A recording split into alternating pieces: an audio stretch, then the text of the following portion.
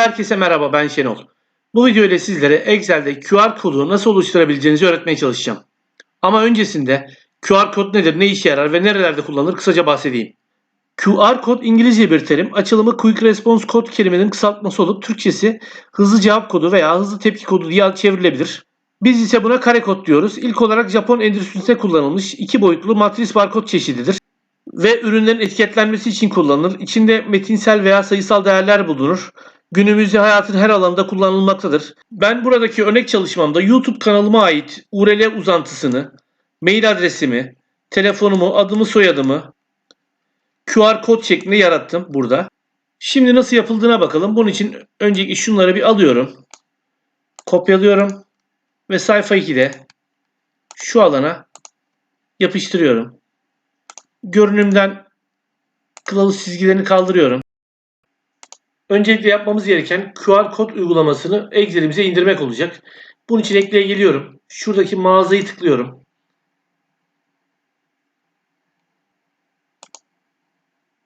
Burada mağazadan şuraya QR yazıyorum. Arattırıyorum. Şunu seçip buradan ekle diyorum. Buradan devam dediğinizde şurada uygulama açılacak. Aynı zamanda burada eklentilerime eklenmiş olacak şuraya. Şimdi burada sırasıyla bir inceleyelim. Burada URL uzantılarını, mail adreslerini, telefonu, SMS'i, coğrafi konumu ve diğer bilgileri kare koda çevirebilirsiniz. Sırasıyla şimdi hepsini çevireceğiz. Öncelikle şuradan mail adresimi alayım. Tabi burada şu HTTPS'i almayacağız. Şunu alacağız sadece. Çünkü zaten burada bu var. Şunu seçeceğiz. Buradan da bunu kopyalayıp QR kodun zaten burada oluştuğunu göreceksiniz. Şimdi şurasını anlatayım. Burada istediğiniz rengi verebiliyorsunuz. Ben bu sefer yeşil vereceğim. Background'u, arka planı beyaz olsun. Şu şekilde görünüyor. Burada ölçüsü var. Ölçüsünü istediğiniz gibi büyütüp küçültebilirsiniz.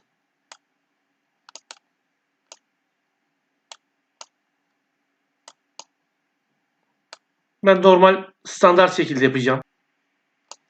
Buradan da hata düzeltme oranı var. Yani burada kod hasarlı veya kirli ise burada düzeltmiş oluyoruz bununla birlikte. Bu şimdilik medium olarak kalsın. Şurayı seçiyorum ve buradan insert diyorum.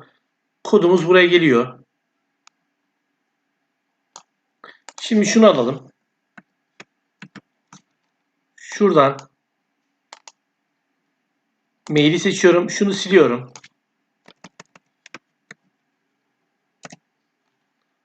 Bu sefer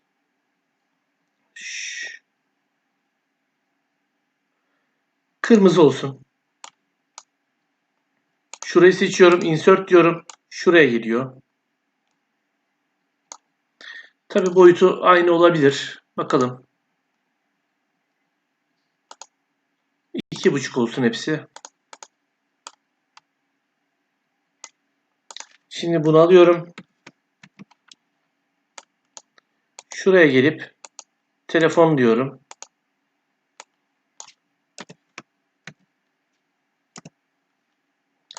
Bu da şu renk olsun.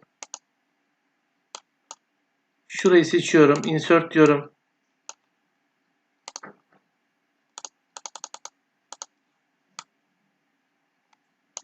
Ve son olarak buradan adım alıyorum.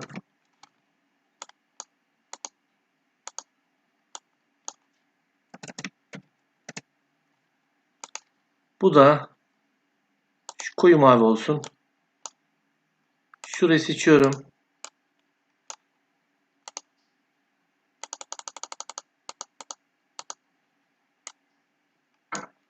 Burayı kapatıyorum. Artık istediğim zaman şuradan eklentilerimden ulaşabilirim. QR kod ile ilgili anlatacaklarım bu kadar. Umarım videomu beğenmişsinizdir. Bundan sonraki videolarımı takip etmek ve öğrenmek isterseniz kanalıma üye olmanızı ve yeni videolarımdan haberdar olmanız için de bildirimleri açmanızı rica ediyorum. Şimdilik kendinize iyi bakın. Daha sonra tekrar görüşmek üzere.